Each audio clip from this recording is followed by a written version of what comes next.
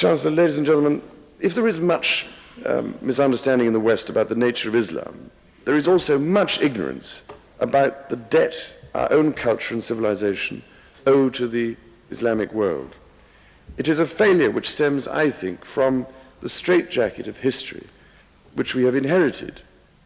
The medieval Islamic world, from Central Asia to the shores of the Atlantic, was a world where scholars and men of learning flourished. But because we have tended to see Islam as the enemy of the West, as an alien culture, society, and system of belief, we have tended to ignore or erase its great relevance to our own history.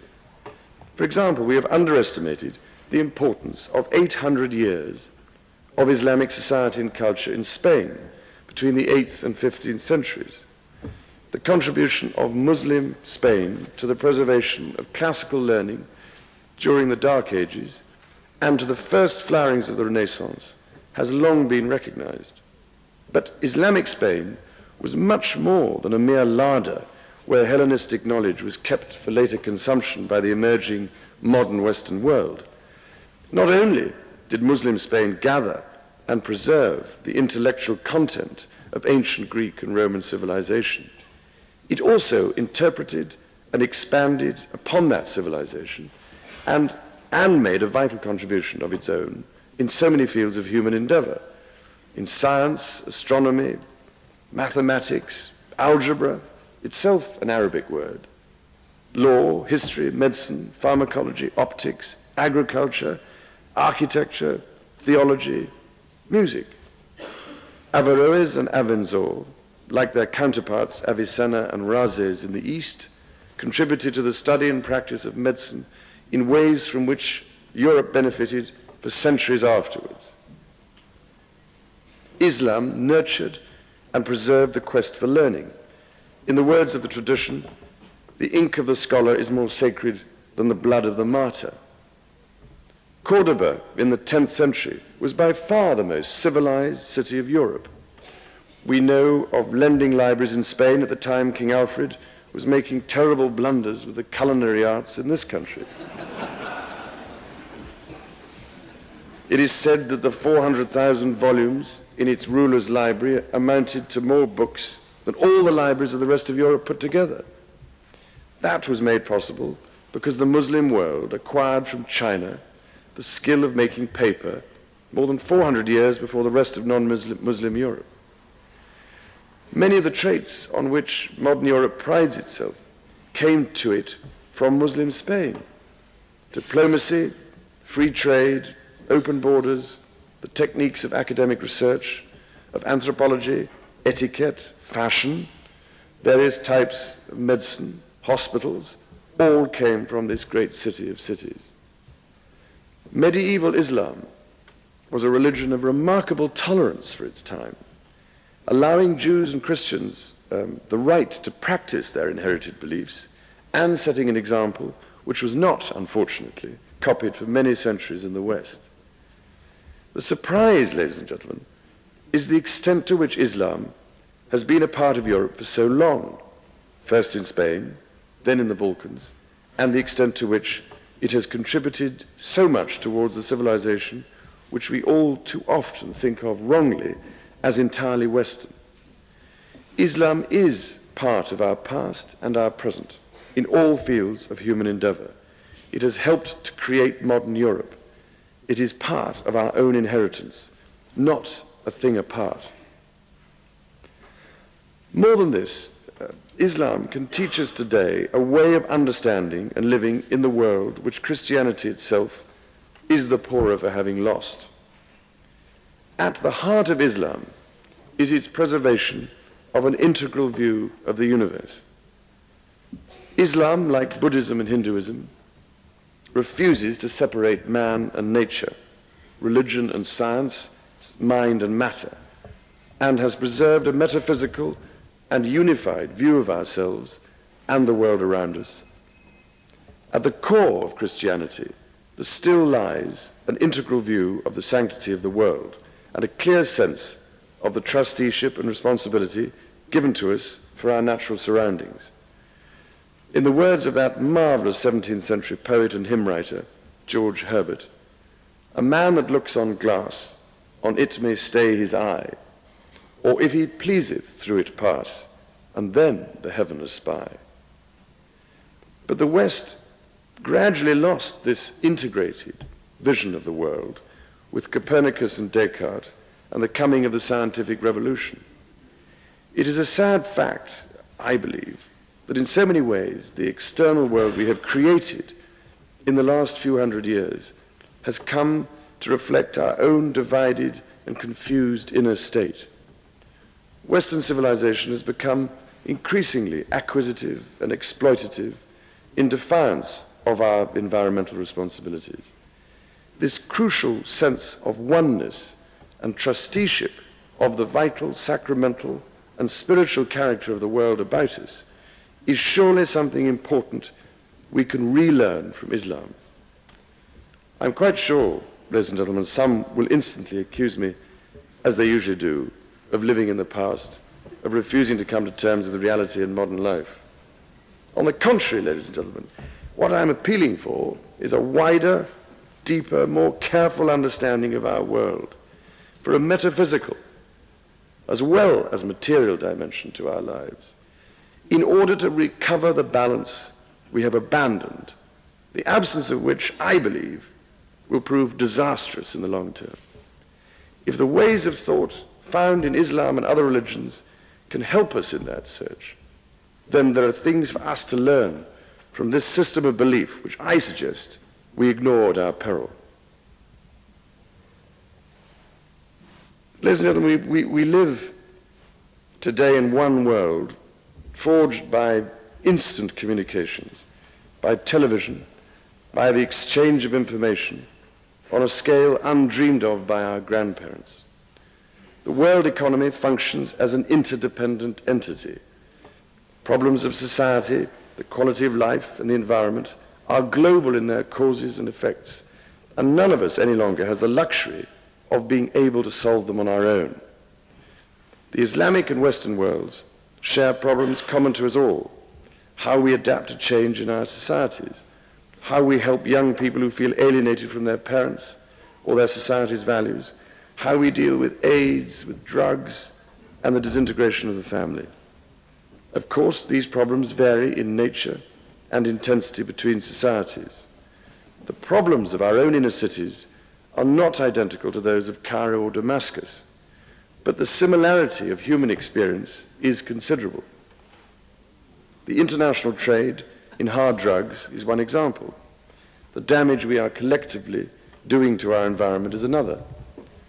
We have to solve these threats to our communities and our lives together. Simply getting to know each other can achieve wonders. I remember vividly, for instance, taking a group of Muslims and non-Muslims some years ago to see the work of the Marylebone Health Centre in London, of which I am patron. The enthusiasm and common determination that shared experience generated was immensely heartwarming. Ladies and gentlemen, somehow we have to learn to understand each other and to educate our children, a new generation, whose attitudes and cultural outlook may be different from ours, so that they understand too. We have to show trust, mutual respect, and tolerance if we are to find the common ground between us and work together to find solutions. The community enterprise approach of my own trust and the very successful volunteer scheme it has run for some years show how much can be achieved by a common effort which spans classes, cultures, and religions. The Islamic and Western world can no longer afford to stand apart from a common effort to solve their common problems. One excellent example of our two cultures working together in a common cause is the way in which the Kingdom of Saudi Arabia is working with Oxford University to set up a research center into schizophrenia for an organization called SANE, of which I am patron. Nor can we afford to revive the territorial and political confrontations of the past. We have to share experiences, to explain ourselves to each other, to understand and tolerate. I know how difficult these things are, and build on those positive principles which our two cultures have in common. That trade has to be two-way. Each of us needs to understand the importance of conciliation, of reflection. Tadabbur is the word for it, I believe, to open our minds and unlock our hearts to each other. I am utterly convinced that the Islamic and the Western worlds have much to learn from each other. Just as the oil engineer in the Gulf may be European, so the heart transplant surgeon in Britain may be Egyptian. If this need for tolerance and exchange is true internationally, it applies with special force within Britain itself. Britain is a multiracial and multicultural society. I've already mentioned the size of our own Muslim communities who live throughout Britain, both in large towns like Bradford and in tiny communities in places as remote as Stornoway in Western Scotland. These people, ladies and gentlemen, are an asset to Britain. They contribute to all parts of our economy, to industry, the public services, the professions, and the private sector. We find them as teachers, as doctors, as engineers, and as scientists. They contribute to our economic well-being as a country and add to the cultural richness of our nation. Of course, tolerance and understanding must be two-way. For those of us who are not Muslim, that may mean respect for the daily practice of the Islamic faith and a decent care to avoid actions which are likely to cause deep offense. For the Muslims in our society, there is the need to respect the history, culture, and way of life of our country, and to balance their vital liberty to be themselves with an appreciation of the importance of integration in our society. Where there are failings of understanding and tolerance, we have a need on our own doorstep for greater reconciliation among our own citizens. I hope we shall all learn to demonstrate this as understanding between these communities grows.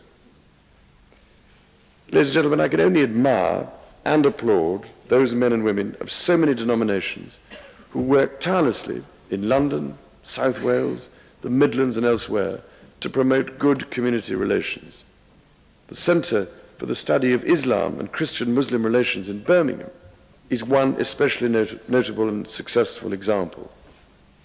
We should be grateful, I believe, for the dedication and example of all those who have devoted themselves to the cause of promoting understanding. Chancellor, Your Highnesses, ladies and gentlemen, if in the last half hour or so your eyes have wandered up to the marvelous allegory of truth descending on the arts and sciences in Sir Robert Streeter's ceiling above you, I'm sure you will have noticed ignorance being violently banished from the arena just there in front of the organ casing.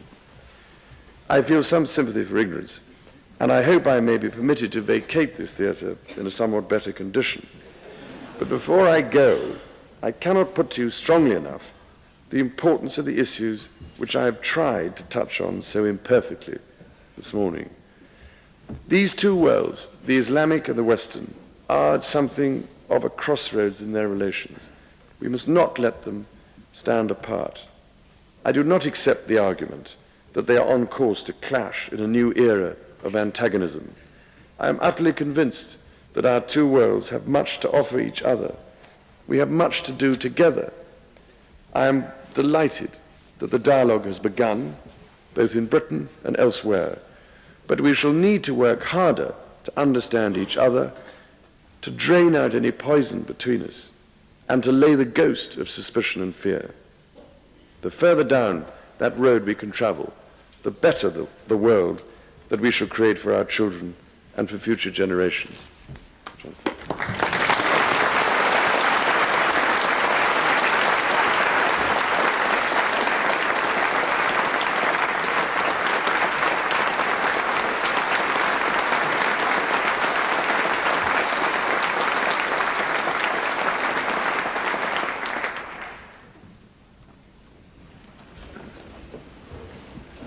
Your Royal Highness, Your Highnesses, Excellencies, ladies and gentlemen, I rise very briefly to thank you, sir, for the memorable lecture which you have just delivered.